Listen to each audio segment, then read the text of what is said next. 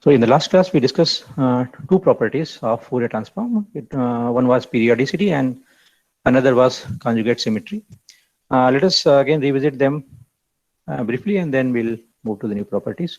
The property of periodicity says that when we compute the discrete Fourier transform of any image, it is periodic with period capital N. That means if you compute the value, if you see the value of FUV, and if you see the value of FU plus NV, or you see the value of FUV plus N, or the value of FU plus N, V plus N, you will find that they will be same. Okay. So you can understand this with the help of this example, which is for 1D, but this can be easily extended for the case of 2D. So let's say this is the input signal given to us, and then we compute its 1D Fourier transform like this. Now in this Fourier transform, if you see the values between 0 to n minus 1, they are the new values. You have different values when you move from here to here, but as soon as you start from n, again you see that you again start getting the same values. That means this pattern is actually repeating with period n. So from 0 to n minus 1, you have the same values, but again as soon as you go to n, you get the same value. So for example, if this would have been the, if this, let's say the case for the 1D is FU, so the value of FU and the value of FU plus N will be same. Value of FU or FU plus N, these two values will be same as you see here. So as soon as you reach N here, the value that you get here is again the peak as you get the peak at 0. And it can be easily extended for the case of 2D. So in this case, we are only moving in one direction, in only U direction. But in case of 2D, we can move in two directions, in U direction and in V direction. And we'll find that whether we are moving to the U direction or V direction, the pattern will repeat. Okay. The another property that discussed was conjugate symmetry, which says that if fxy is a real signal, then FUV and conjugate of F minus UV, they will be same. Okay, and what we mean by the conjugate, so for any given complex number, if you have A, I, B, let's say the complex number, and let's say this is X, then its conjugate is denoted as X star, and the value of X star is equal to A minus IB.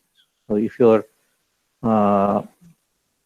original complex number is A plus IB, then its conjugate will be A minus IB. And so if you compute, let's say the Fourier transform, if you compute the value from your Fourier transform for F minus U minus V, and then take the conjugate of that, you'll find that you get the same value that you get out of FUV. Okay, and obviously if these two are same, then if you take the mod of them, mod of these two values, they will be also same.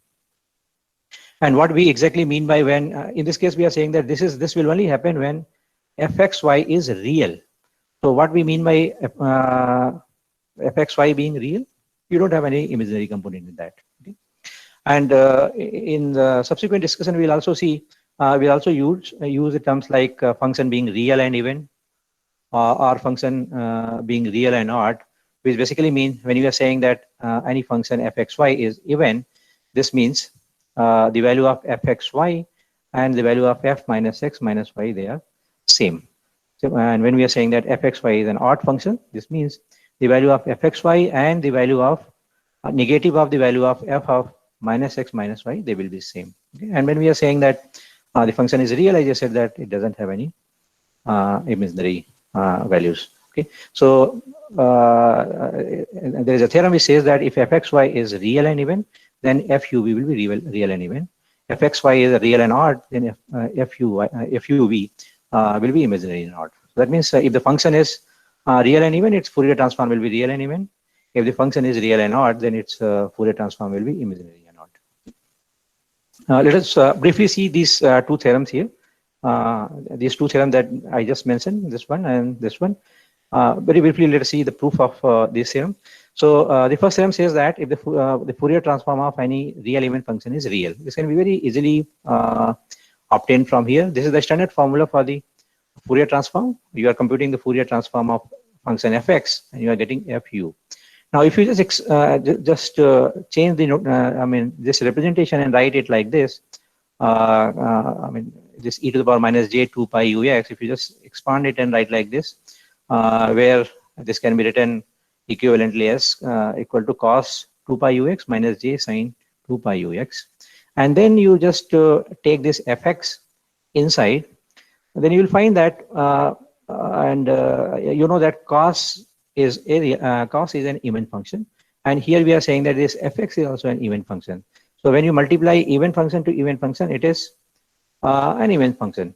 Now, but sine is an odd function, so when you multiply fx to sine, fx is an even function, and you multiply to sine, which is an odd function. So overall, the function becomes odd function.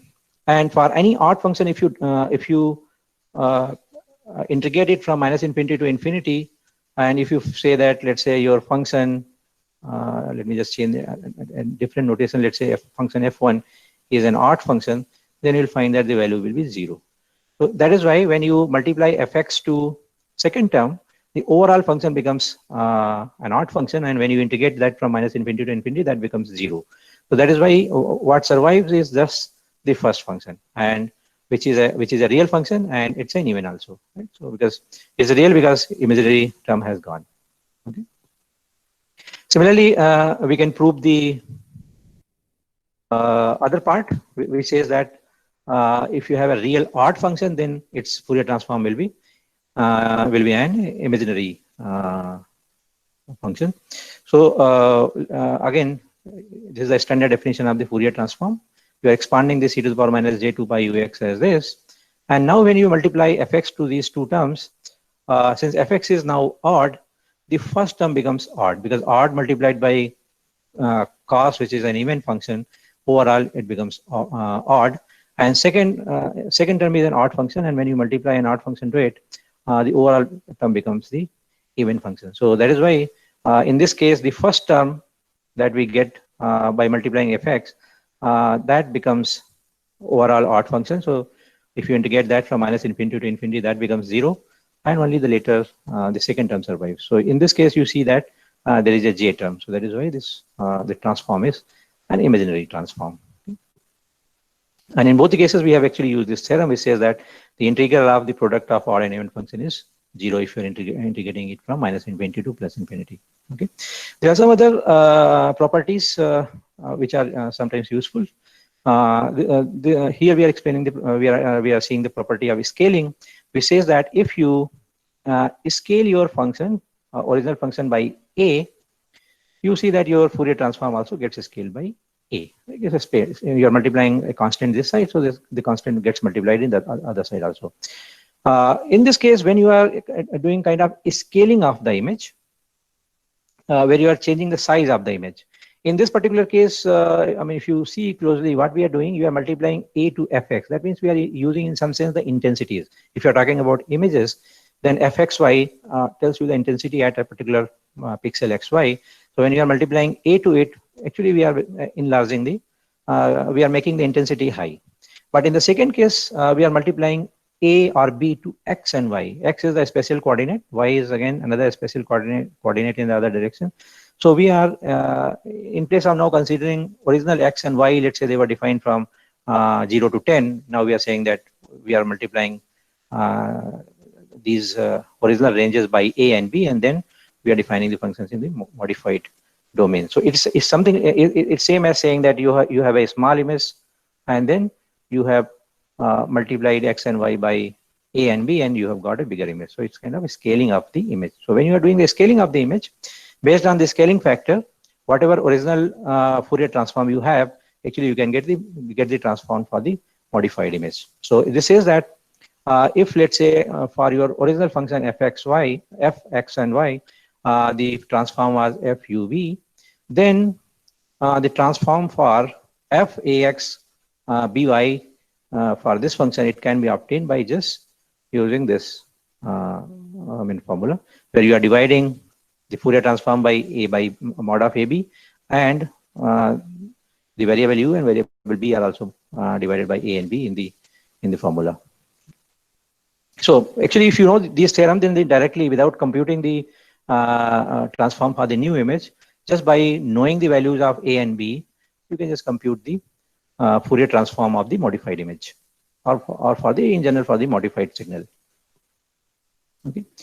Another property that Fourier transform carries is the property of distribution, where if, let's say, you have defined a function as summation of two functions, so then its Fourier transform will be the summation of the individual transforms that they have. Okay. So if you want to compute the Fourier transform of f plus g, then you compute the Fourier, it is going to be same if you compute the Fourier transform of f and Fourier transform of g and then add them. Okay, but this does not hold for the product. So if you have a function f and g and you want to compute the Fourier transform of f into g, this does not hold always. Okay, so this distribution is only true for the addition and addition or subtraction, you can say, but not for the multiplication.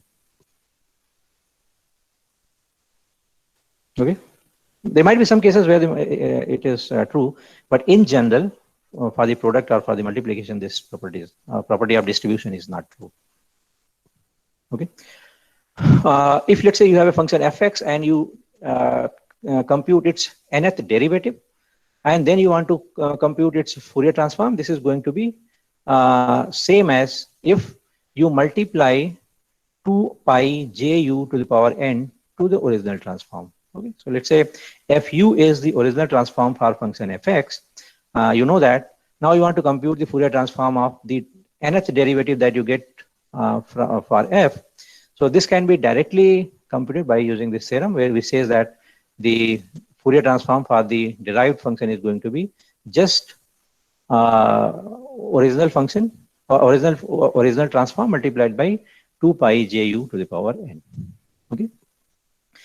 This is a standard operator. It is called the Laplacian operator, which basically defines second derivative in the direction of partial second derivative in the directions of x and y. So you have function f, which have two variables, but in the x direction you are computing its partial derivative. You are computing its partial derivative in the y direction, and then if you sum these two, this defines the Laplacian.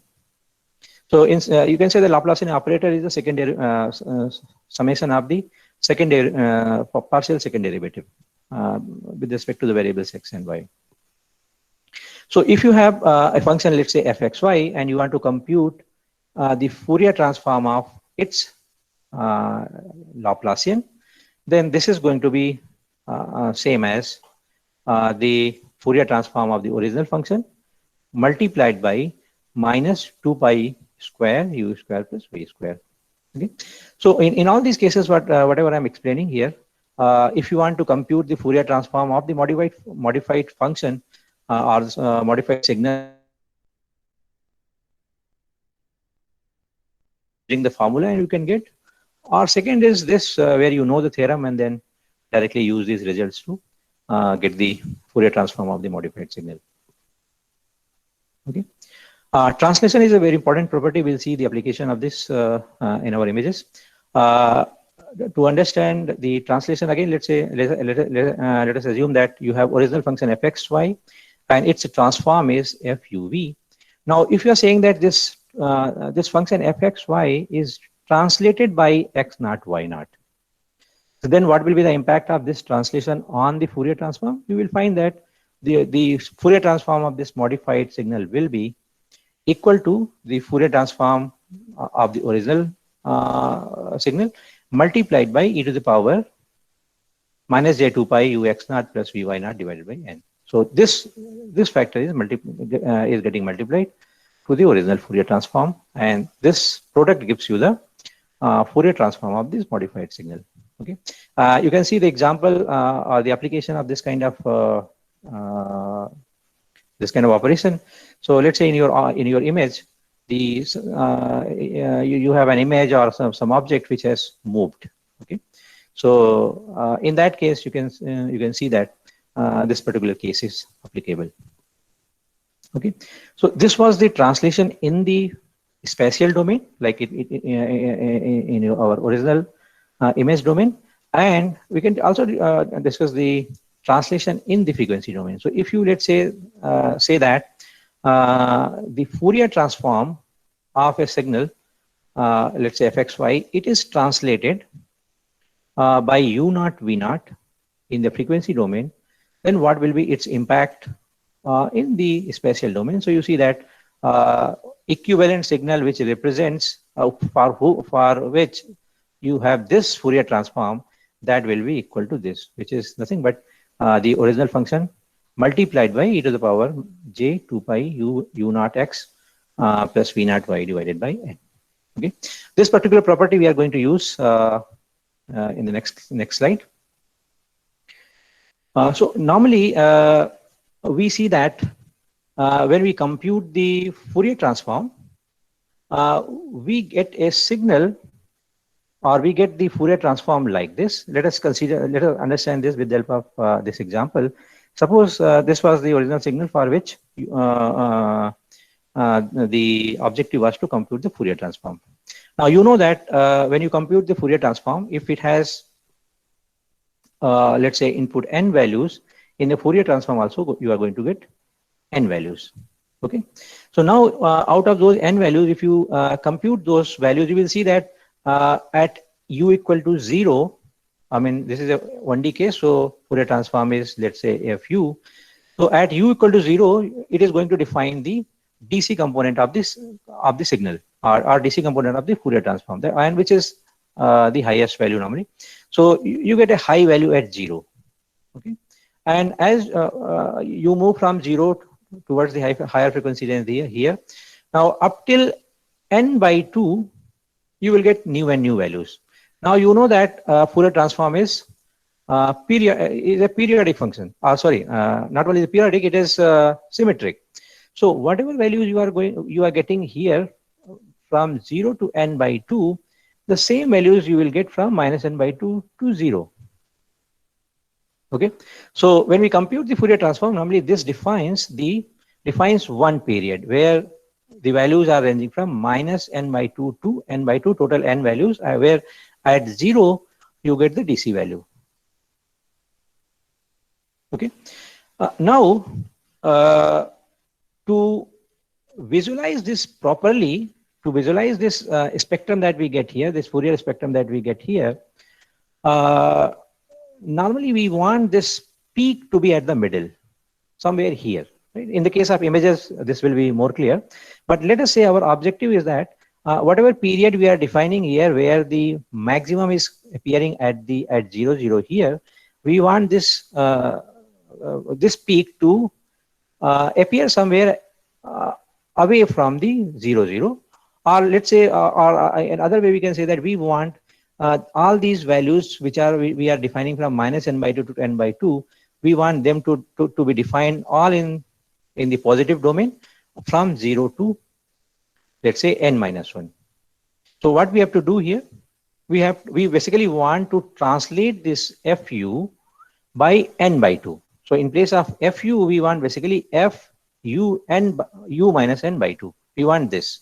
So it is a case like this here, where we don't want FUV, we want FU minus U naught V minus V naught. We want to translate actually the Fourier transform by U naught and V naught in this here, and exactly same thing we want here. In this case, the value of, I mean, if we are talking about the 1D case here, then we want the value of U naught to be n by 2. And similarly, we'll see that we want the translation when we talk about 2D Fourier transform. We want actually the original transform to be translated by n by 2 in both the directions, so that we can visualize the new we can visualize the original Fourier transform in a better way. We'll say how how it is helping, or how it is making the visualization better in the next slide. But at this moment, let us just consider that our objective is to translate FUV by n by 2 in both the directions. That means we have U naught equal to V naught equal to n by 2. So we can just keep these values in the formula. We know that if you want F Fourier transform to be translated by U naught and V naught, it is same as saying that you multiply fxy by this value. So what is the value of u naught and v naught here? We are saying that u naught and v naught is going to be n by 2. So when you keep this value, the value of u naught and v naught as n by 2 here, we see that we find the simplified version of this comes out to be this, which is fxy multiplied by minus 1 to the power x plus y. Now what we get from here, so this basically says that, let's say you want to visualize your Fourier spectrum by shifting it to by n by 2 in u and v direction. So this theorem basically says that if you want to do that, you don't compute the Fourier transform of your original signal. You multiply first your original signal by minus 1 to the power x plus y and then compute the Fourier transform. So whatever you will get out after multiplying this value to the fxy, that is going to be the Fourier transform of the original signal shifted by n by 2 in both the directions. Okay. So we can use actually this property of translation in this particular case where our objective is to always visualize the Fourier spectrum not in its original defined values, but by shifting them to some new location by choosing the values of u naught and v naught by n by 2. Okay. So we can see that the issue here more clearly, and we can understand why do we want to shift our spectrum to a new location. So if you just consider this 2D image, when we compute its Fourier spectrum by using the formula that we have discussed, we see that the spectrum comes something like this.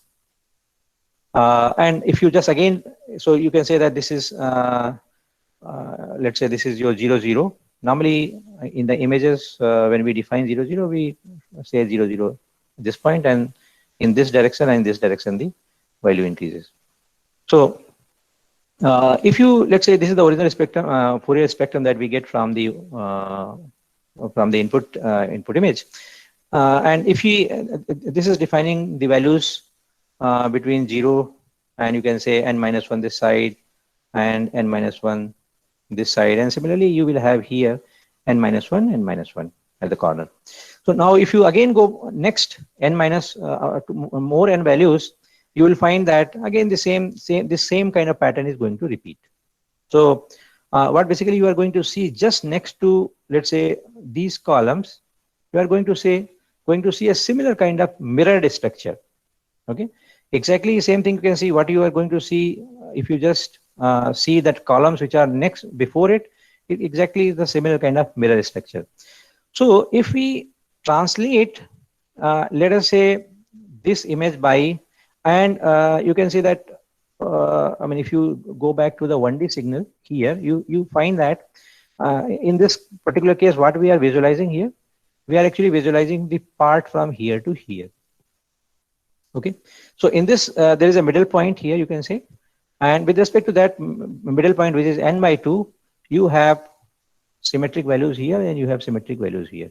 Okay, so as you see here in this case, if you just move n by 2 this side, what you get is exactly the mirror image of what you have here, right?